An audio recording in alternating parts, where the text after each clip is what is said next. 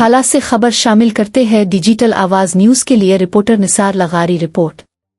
ओसी जिला मटियारी में HSC part अव्वल और पार्ट दुवम के सालाना इम्तिहानात 2026 के शफाफ और पुरअमन इनेकाद के लिए इंतजामिया मुकम्मल तौर पर मुतहर्रिक। डिप्टी कमिश्नर मोहम्मद यूसुफ शेख का कहना है कि इम्तिहानी अमल के दौरान किसी भी किस्म की बेज़ाब्तगी बर्दाश्त नहीं की जाएगी।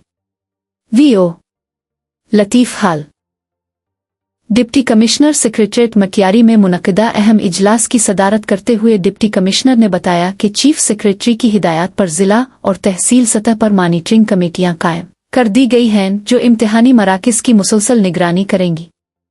इजलास में सिक्योरिटी, निगरानी और इंतज़ामी उमूर का तफसीली जायज़ा लिया गया, जबकि गैर मुतल्लिका अफराद के दाखिले पर पाबंदी और नकल की रोकथाम के लिए सख्त इक़दामात का फ़ैसला किया गया।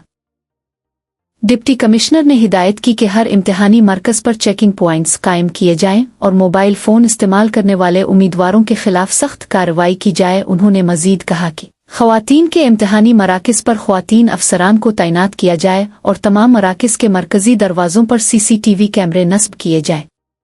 पुलिस को फुल प्रूफ सिक्योरिटी फराहम करने और महकमा तालीम को अमले की हाज़िरी यकीनी बनाने की हिदायत भी जारी की गई।